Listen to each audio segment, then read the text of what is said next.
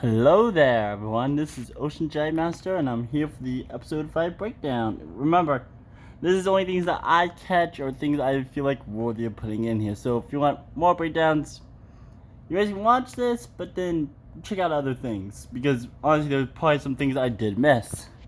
I am human after all. Anyways, we're going to start this episode off with one thing that I found hilarious and I find very appropriate. And that is the fact that our good old boy Chopper is being used as a human shield by Jason. Which honestly, the droid's a psychopath. Don't get me wrong, I'm okay with Chopper, but he is a psychopath. So him getting, and he's also a war criminal, so him getting used as a human shield is okay in my book. Next up, Huey Yang seems to have recovered Sabine's helmet. That's probably after he went searching for them at the end of last episode. The Shadow Warrior, which is the episode the title, represents either Anakin as Darth Vader, ends up being an actual Shadow Warrior because of the dark suit, or Ahsoka is trying to deny herself being a warrior because she was trained to be a warrior because of the Clone Wars. Anakin repeatedly calls her Snips because Ahsoka is acting more like her early Clone Wars version of herself rather than the later Clone Wars or Rebels version of Ahsoka. Hayden Christensen, I don't know if this is just me because of all the Clone Wars stuff that's going on, but it seems as though he's trying to sound more like the actor who was playing him during the Clone Wars than the actual Hayden Christensen, which would make sense because Ahsoka is more familiar with the actor, the Clone Wars version of Anakin than Hayden Christensen Anakin. Anakin is finishing Ahsoka's training, so it's basically him getting the last lessons that he couldn't teach her in this episode. Anakin's line about never being too old to learn can be a reference to him being the oldest youngling to be a Jedi before the Imperial era, because that would later become false, because then we have Ezra, who was 14 when he started his Jedi training, and then Anakin was 19 when he started his. Luke was 19 when he started his training. Ahsoka doesn't want to fight him, but Anakin makes a reference with the line of saying, I've heard that one before, which could be a reference to the season 2 finale where Ahsoka is forced to fight Anakin.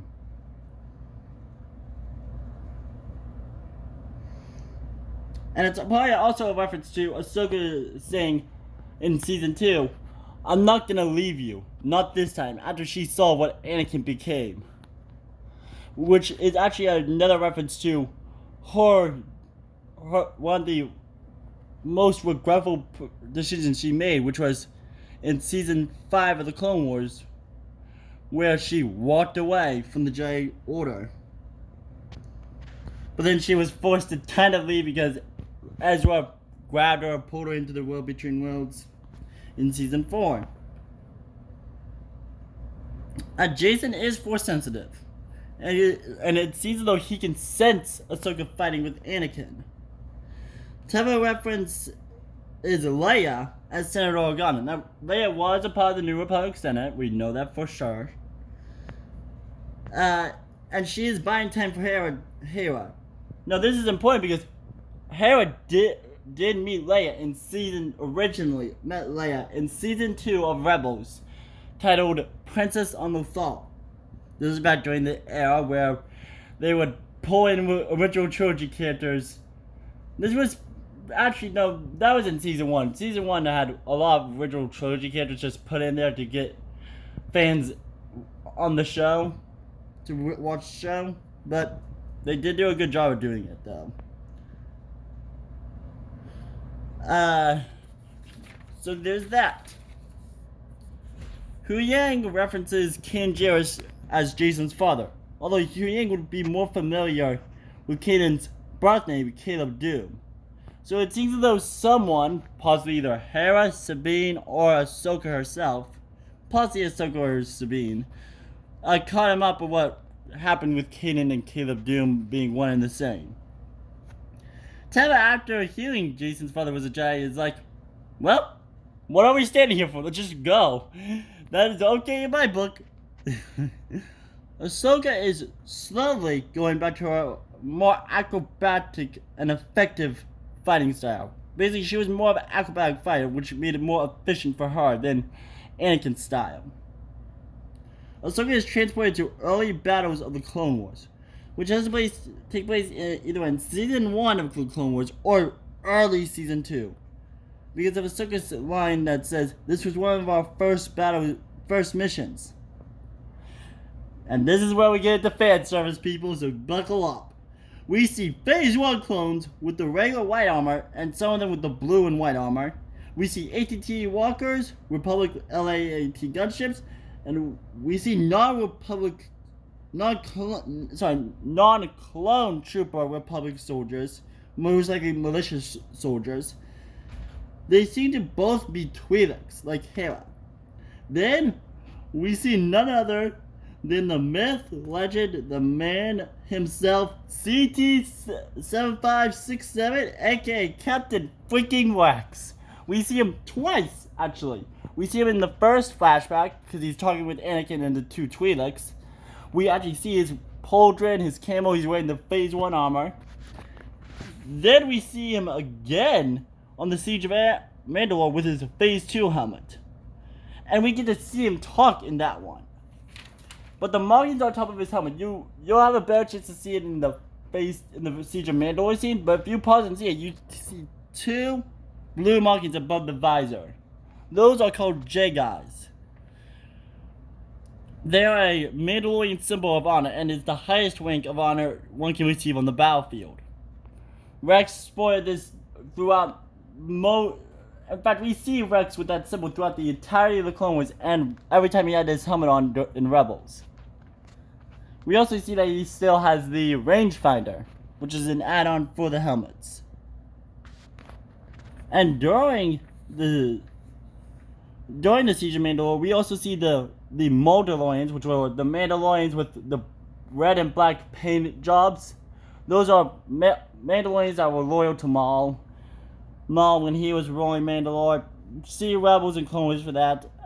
But then we see the Ahsoka soldiers. In Clone Wars Season 7, Ahsoka had a legion, and those clones, which were probably Touring Company, by the way, basically all of them had helmets that had the orange and white paint job of Ahsoka. Basically, Ahsoka clones, but they were actual clone troopers.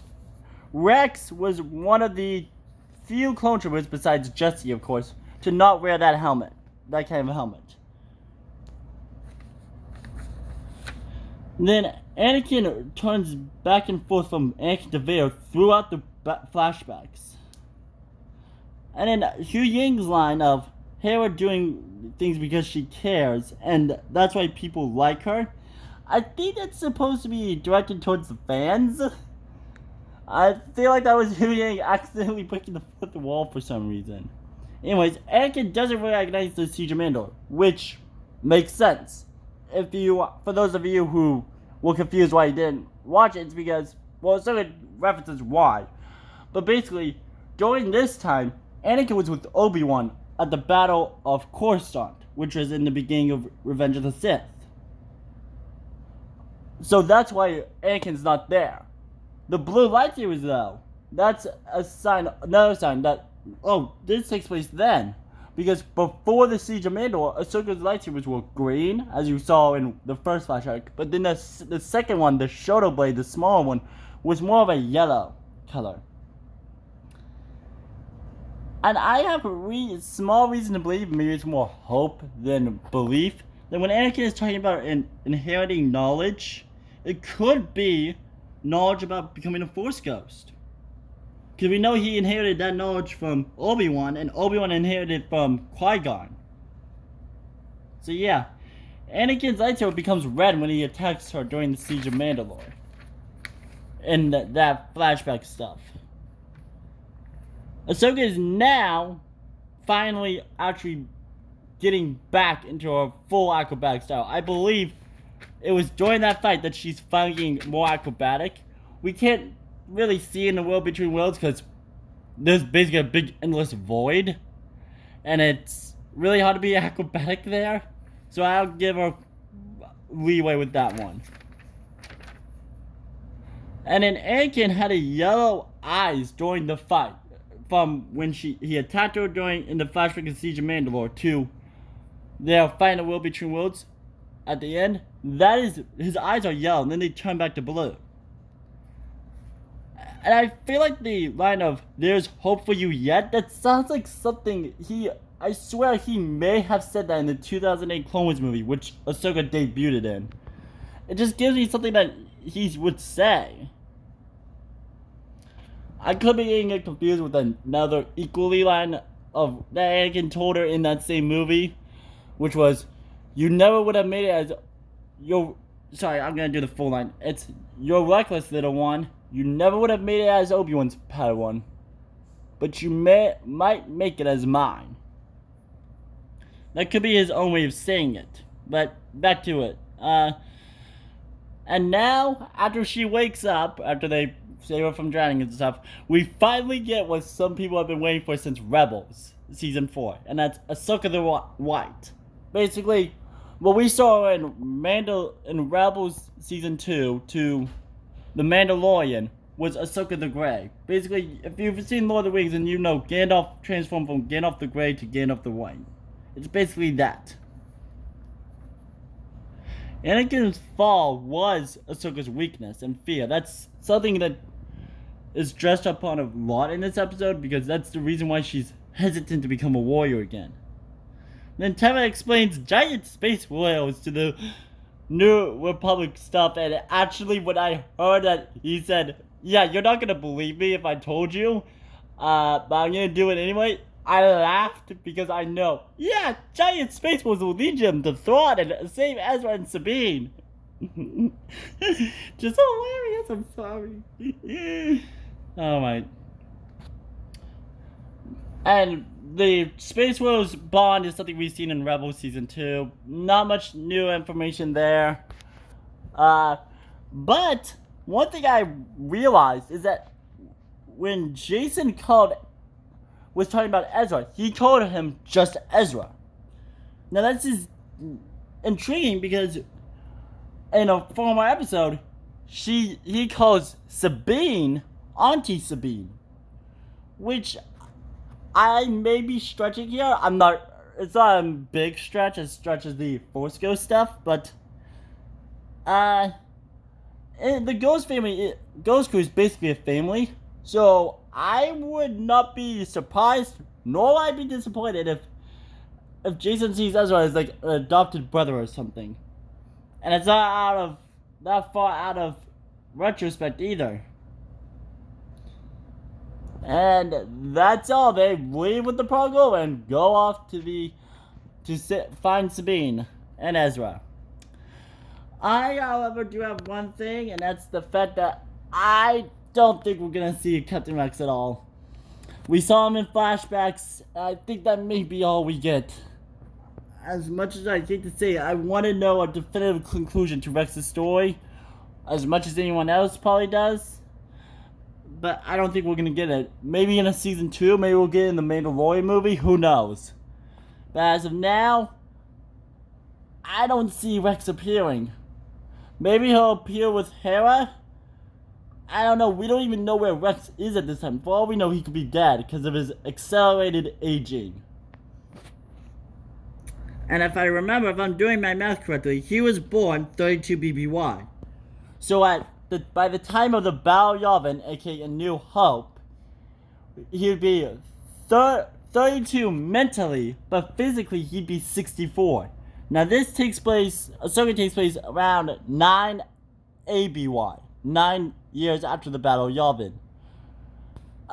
We know Rex was alive during the Battle of Endor because he served there, which takes place in 4 ABY. So what would he be, like 72?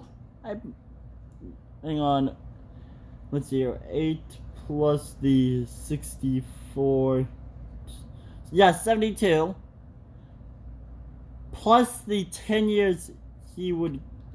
Let's see here. Plus 5 because it would be 9. So plus that. he'd be 83. Now, Rex is probably still in shape. I bet he'd like keep himself in shape with all that military experience. Oh, but if he returns in his 83-year-old body, I don't see how Betty making it. I'm sorry. I don't want to see Rex die. Maybe this is why Filoni's only bringing him back in flashbacks, because he doesn't want to kill off Rex either. I mean, he's left Wolf completely out. And Wolf is as old as Rex. Because those two were part of both.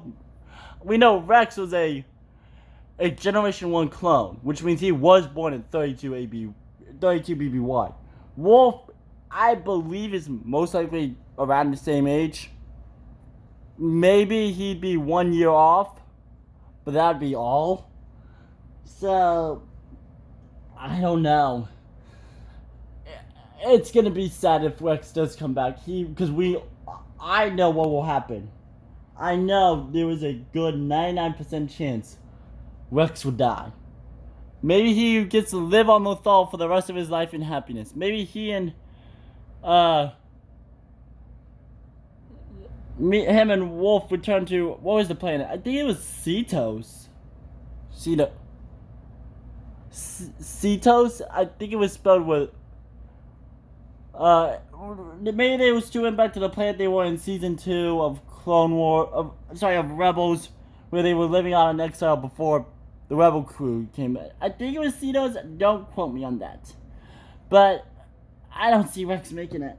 He's dead. He's long dead by the time the sequel trilogy, though.